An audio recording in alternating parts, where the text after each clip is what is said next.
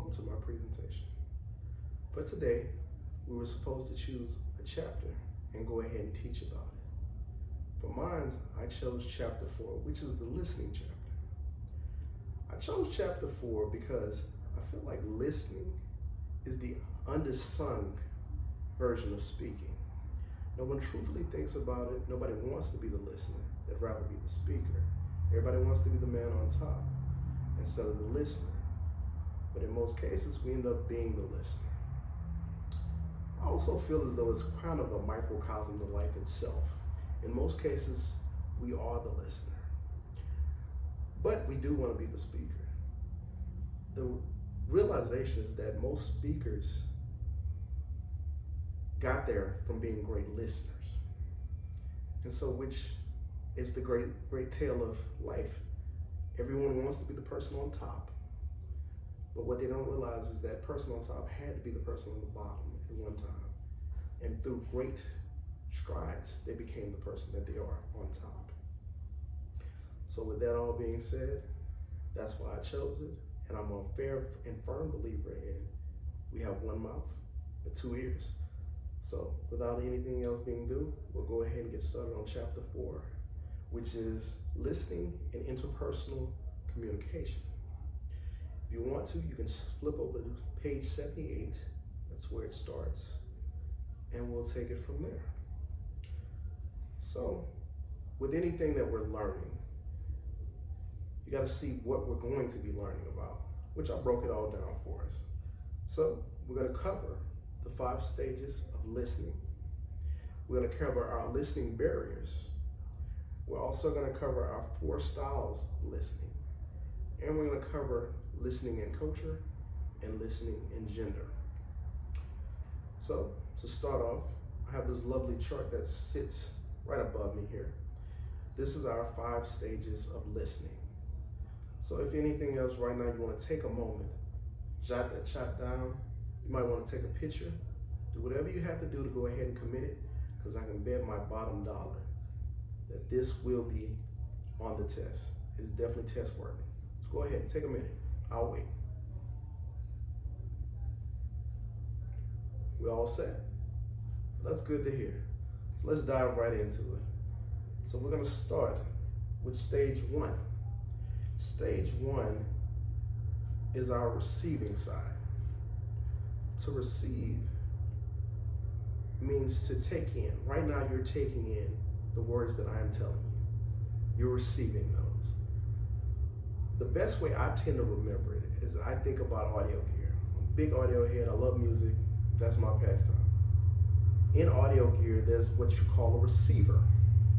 What the receiver does is it takes frequencies, usually FM, AM, or from another device that's audio bound, and it takes that frequency and receives it from whatever it's coming from and sends it to your speakers. That's how I remember it. It's receiving. With any receiver, if there's any loss in transmission, you end up with your barriers, which we'll talk about later. But that goes into receiving, and that's another thing I think about when you have bad chords or bad linings. Your actual antenna is blocked. Those are your barriers. So it helps to remember it from that standpoint. So that's how I choose to remember it. You may have another way. Stage 2 is understanding. So you now take the words that I'm saying, and you come to an understanding of what I'm saying. You jump to what I'm trying to relate to you. This is important and very vital to the understanding of listening, because if I'm just saying things and you don't understand what I'm saying, then the whole message was lost. Me speaking meant nothing. That's not where we want to go when we're talking about speaking and listening. The listener should be able to relay what you were saying, and the speaker should have done a well enough job where you actually were able to understand.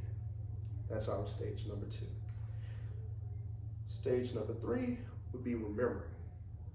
Now, remembering has a lot to do with our first stage, which is receiving. If you didn't receive it well enough, there's no way you're going to remember. So it's all tied in together. They all kind of blend in a way. Everyone remembers things differently, but it has to be received well enough to go ahead and remember. Very, very important. Stage number 4 is evaluate.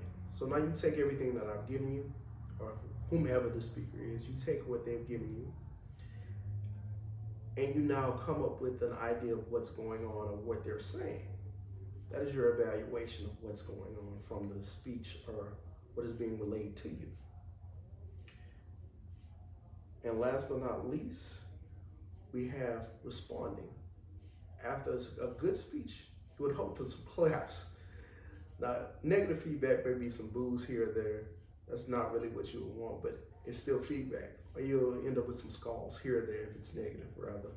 But that's not what we're hoping for. We hope for positive feedback, the snaps if it's poetry, the claps, the smiles, those kind of things. That's the kind of feedback. Maybe some good questions here and there. Those kind of feedbacks would be what you're hoping for when you're giving a speech. And that's part of the listening process. But as we got cleared up all of our 5 stages, we can now go into our barriers.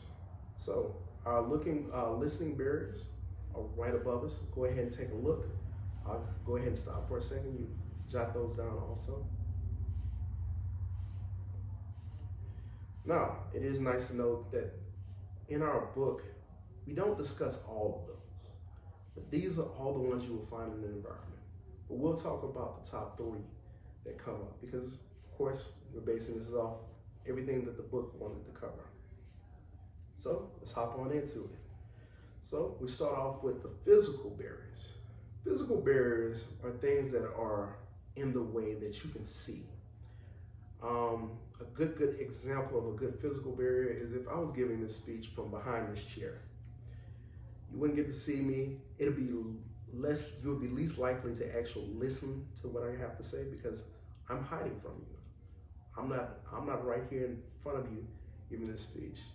Same thing would be as if I was in another room and I was giving a speech. It would all sound muffled. You wouldn't have any idea of what's going on. And that causes a problem with actually being able to receive the message. So we're going back into our stages. And like I said, it all ties in together and it all meshes well. Another one is mental barriers. Mental barriers affect the listening process just like physical barriers. The only difference is you may not see them. A good example of a mental barrier is someone speaking to you and you're thinking about what's going on or what will be going on later on today. You're not really catching what they're saying, but you are looking at them and they can't tell that you're not really listening, but you're not really listening to them. Half of it's going in and half of it's going out. But it's still a barrier, and at the end of the day, you didn't really receive the message that they were trying to put down. And unfortunately, that makes you a bad listener. Another one is a lack of appropriate barrier. I know that's a lot of words that goes into it, but basically this is what it means. It is kind of a loss in translation when too much is thrown at us. It's almost like a sensory overload. We take in too much and we try to find the relevancy and try to cut the excess. We don't want to deal with it all. We'd rather just deal with the pieces of it because we are a meat and potato kind of people. That's human nature, unfortunately. We want the main idea. We don't want all that fluff, rather. And that's what happens in a lack of appropriate barriers. From there, we're going to deal with our styles of listening from here. So we'll jump right into it. We have our different styles of listening. The first one is empathic listening. And what this is it's feeling exactly what the speaker is relaying. You have a certain sentimental bond with the product that they're laying down. What I like to call it is the touchy-feely kind of listening. It puts you in that soft-spoken kind of place. You'll know that kind of listening or that style of listening when you see the facial expressions kind of more on the emotional side. You'll see kind of them rolling with you. You feel them too. As the speaker, you feel the listener. It's a one bond. That's the best way to put it. That's how I can bestly remember it. Our next style of listening is the polite listener. Our polite listener is someone who, they follow the etiquette of listening. They're the type who they're always making eye contact with the speaker. They're doing the nods. They're giving the positive feedback that speaker would want.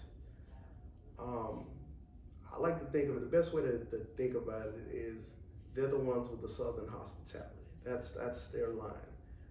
It's also nice to note that the polite listeners is usually what job and workforces are looking for. That's the kind of people they want. The ones that make their customers or their patients, if you're in the healthcare industry, feel nice, calm, cozy, and relaxed. It tends to get them to stay longer, spend more money, that kind of stuff. The next one we have is our critical listening.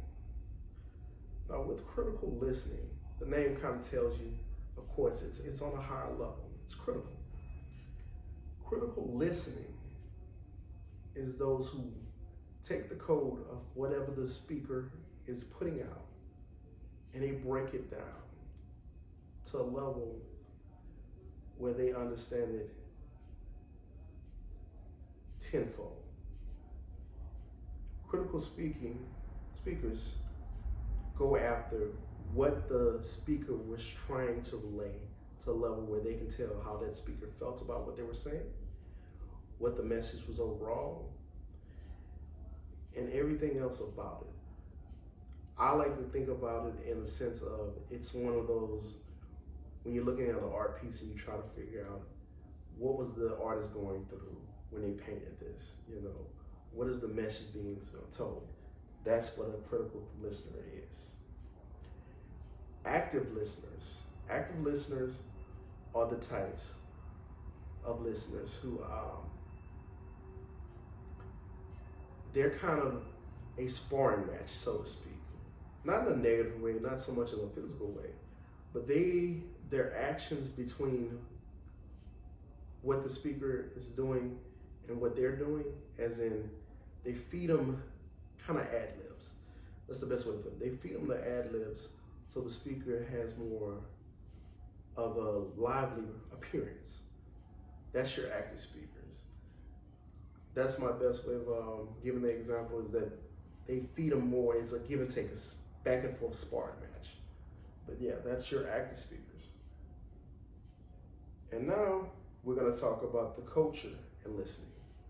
This section here pretty much tells us that cultural norms are different for listeners depending on where you're at, where you're from, and different regions of the country, or of the world rather.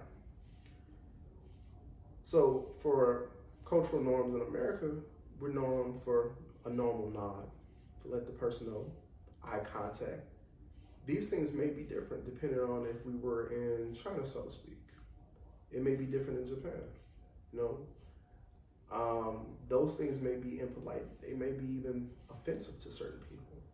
And those are the things that this section pretty much walks us through and makes us aware of. Not so much breaks it down to a science, but makes us aware of. And last but not least, we also discussed gender in listening.